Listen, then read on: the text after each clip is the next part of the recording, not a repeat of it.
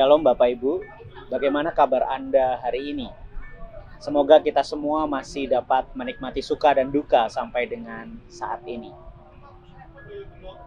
Pemberitaan Injil sangat sering diartikan sebagai pelayanan misi ke sebuah tempat yang jauh, ke sebuah tempat yang masyarakatnya belum mengenal Yesus Kristus, sehingga perlu ada seseorang datang ke sana kemudian memberitakan tentang Yesus kepada mereka.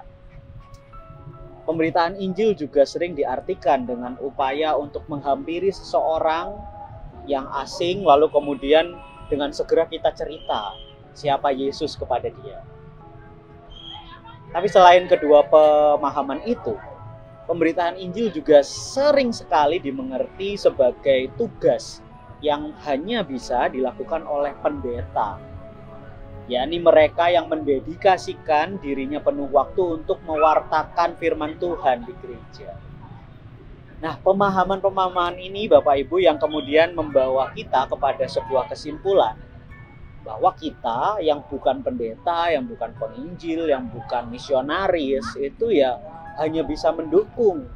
Ya kita ya udah bekerja aja seperti biasa. Dan memang kita tidak bisa memberitakan Injil seperti mereka loh, wong kita bukan pendeta, bukan penginjil, gitu ya. Nah, apakah pemahaman-pemahaman itu juga yang ada di Anda dan kita sekalian? Mari coba bertanyalah kepada diri Anda sendiri. Ya.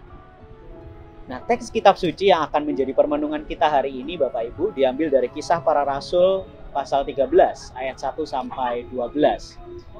Di sana dicatat bahwa Barnabas dan Saulus dipanggil oleh Allah melalui Roh Kudus untuk pergi ketika mereka sedang beribadah dan berpuasa. Ya, tulis di ayat 2. Kita tahu bahwa beribadah, berpuasa adalah ritual keagamaan yang sangat berguna bagi pertumbuhan iman seorang Kristen. Ritual yang penting itu yang senantiasa dilakukan juga oleh Barnabas dan Saulus.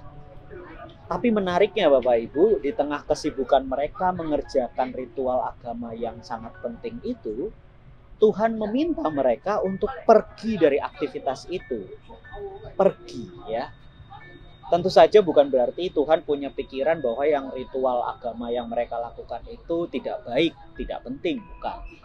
Saya yakin maksud Tuhan menyuruh Barnabas dan Saulus pergi adalah ada sebuah hal yang jauh lebih penting dari ritual-ritual itu, yakni pergi temuilah kehidupan, kira-kira berelasilah dengan orang lain di luar sana, di luar komunitasnya Barnabas dan Paulus, sehingga di luar sana Injil Tuhan Yesus Kristus bisa diberitakan bagi lebih banyak orang lagi.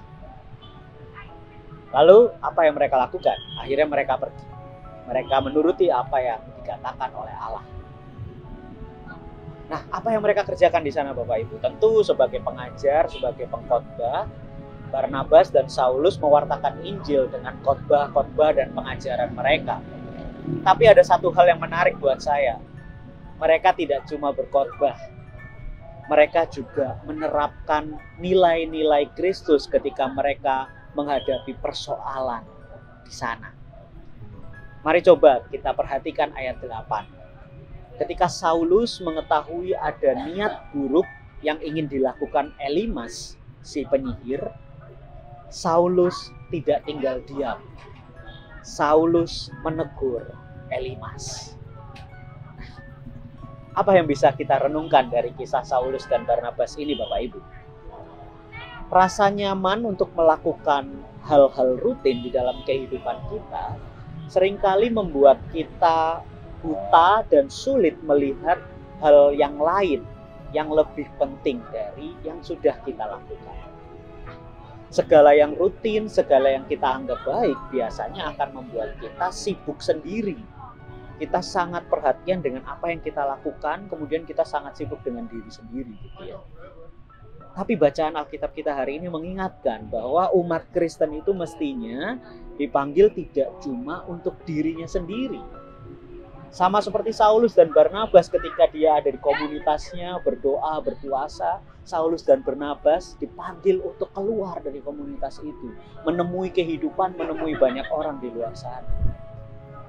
Lah, tapi Kak Leo bagaimana caranya memberitakan Injil seperti Saulus, seperti Barnabas? Kan saya bukan pendeta, saya bukan penginjil. Gimana caranya?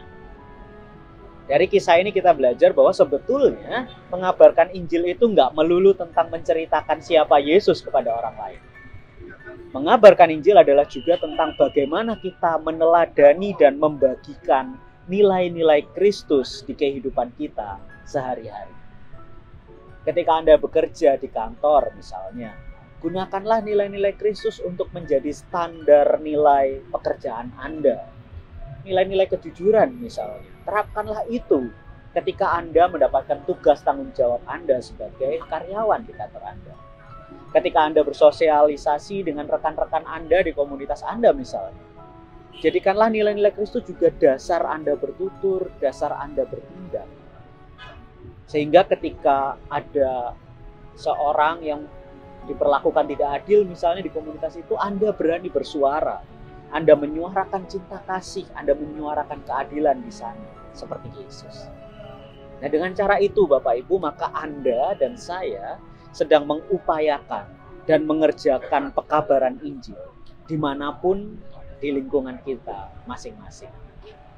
Nah, pertanyaannya bagi kita saat ini, maukah kita melakukannya? Kiranya Tuhan memampukan kita. Amin.